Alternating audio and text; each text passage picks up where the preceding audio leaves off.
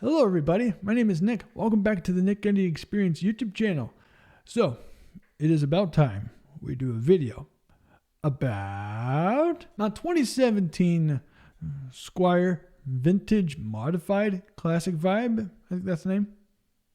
30-inch baritone. So it went all the way back to college. 2016, I was introduced to Turnover from Ricky. Shout out Ricky. Of course, the front man at the time was using the Squier Jazzmaster Jazzmaster signature. So I thought, whoa, that's all. I'm a music shop. Then before that Jazzmaster got sold, I went to Audio Feed Fest for the first time for the whole weekend. So that was 2017, okay? And guess who I saw playing this, but in the Antigua finish? Not Loathe. No. They didn't use this yet. No, Loathe wasn't at Audio Feed. I was introduced to the Antigua finished version of the 30-inch baritone by Tiger Wine. And I was actually enthralled and surprised. I was like, whoa. So I kept a little key eye on it. And of course was amazed when I found out they also had the all blackout version of it. So I was like, whoa. So got my eye out. Let's see what happens. It was 2018 of February. Went out of town with my family for something, and the nearest Guitar Center was close by, so I hung out there and I saw the Jazzmaster, and then I saw this thing was there. I was like, Dad, and then I brought it home.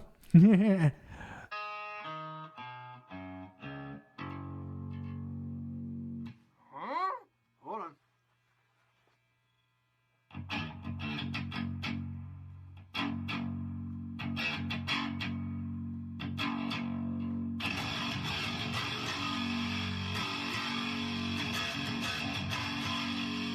So of course, it being a Squier, it had its kinks. Of course, we have this bridge, and of course, we had the tricky input jack, which I think got replaced eventually, and then eventually leading up, and a tricky toggle switch.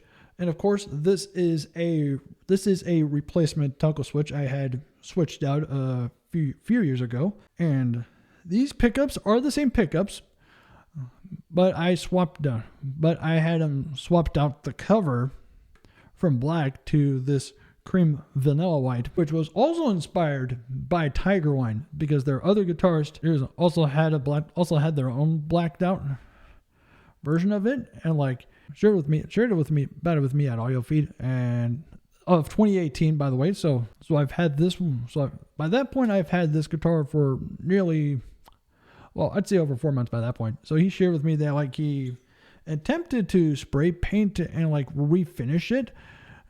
Like it was a bit of a greenish kind of thing. So it was thinking that aesthetic.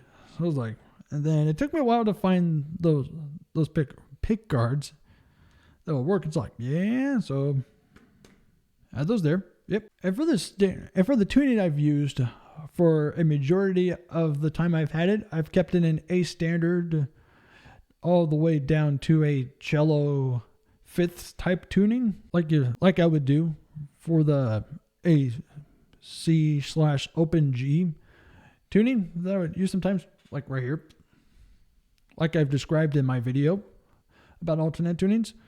Yeah, so imagine that, but a couple of tones down. Yeah, really that. And then in 20, and I actually didn't realize how rare this got until I shared a picture of myself performing at a music fest, and then like someone mentioned Loathe. I'm like, Loathe?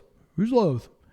And of course, I find their VMA live performance of Gord, and I was like, whoa, they use that guitar like I do. How about that?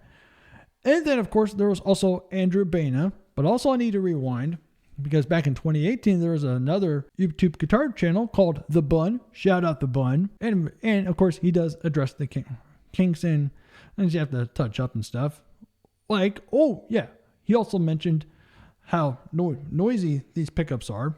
Oh, yeah. Even when they're even more noisy when they go all the way to the bridge or the neck. And of course, unless you have a noise suppressor pedal on your board, well, you're gonna have to deal with that. 23, there was Loathe, so I decided to get some bigger strings to experiment in the what I call the loath tuning that they do. So that was fun. And then I was a bit inspired from the Lizzie McAlpine's concert up in Chicago, where one of her co-writers / musicians is playing this Dan Electro bass 6. So I thought, woo, mine's a 30-incher. I'll put bass 6 strings on it too. I've used bass 6 strings on this one ever since then. So what are some pros? Well, the overall aesthetic and image of it is pretty awesome. You can go down low and do all the chuggies that you want. But the cons, several constant upgrades electronically, I would say. I've had loose thoughts of taking these out and putting in a singular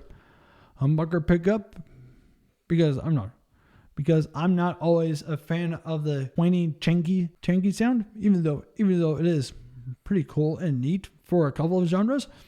But at times when I play heavier music, I can use all my pedals. Would I ever get rid of this? Possibly, eventually, or maybe not.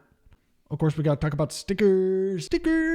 Yeah, shout out Justin from Polterguts for gifting me the cowboy hat.